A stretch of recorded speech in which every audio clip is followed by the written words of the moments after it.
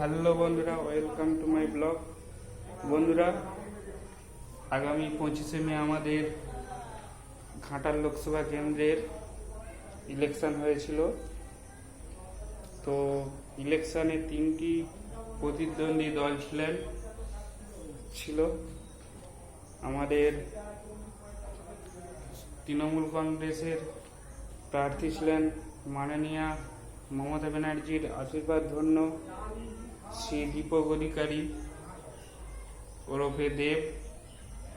আমাদের ঘাটালে তৃণমূল কংগ্রেসের প্রার্থী হিসাবে দাঁড়িয়েছিলেন এবং বিজেপি থেকে দাঁড়িয়েছিলেন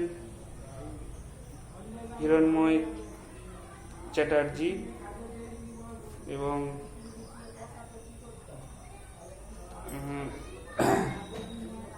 সিপিআইএম থেকে দাঁড়িয়েছিলেন তপন গাঙ্গুলি। তো আমাদের দীপক অধিকারী দেব বিপুল ভোটে জয়লাভ করেছে, 50,000 লিড দিয়েছে।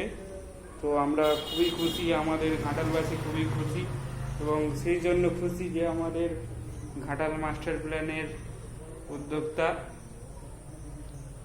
মাননীয় দীপক অধিকারী দেব।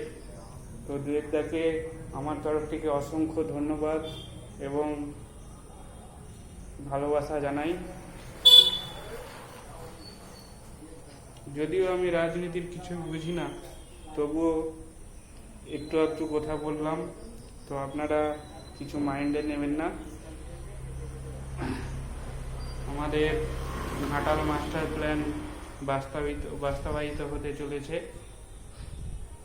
ঘাটাল যেটা দীর্ঘ কয়েক বছর ধরে আটকে পড়েছিল, আমাদের ঘাটালে মাস্টার প্ল্যান বাস্তবায়িত হতে চলেছে। তো আমরা আমাদের ঘাটালবাসী আমরা খুবই খুশি। আমাদের দেবদা ভালো কাজ করবে, এটাই আমরা আশা রাখি। তো আমি একটা কথাই বলবো, আমাদের মাননীয় মমতা ব্যানার্জি জিন্দাবাদ, দীপক অধিকারী দেবদা জিন্দাবাদ, তৃণমূল কংগ্রেস জিন্দাবাদ। আসছি নেক্সট ভিডিও নিয়ে। সবাই ভালো থাকবেন। Tata, bye bye.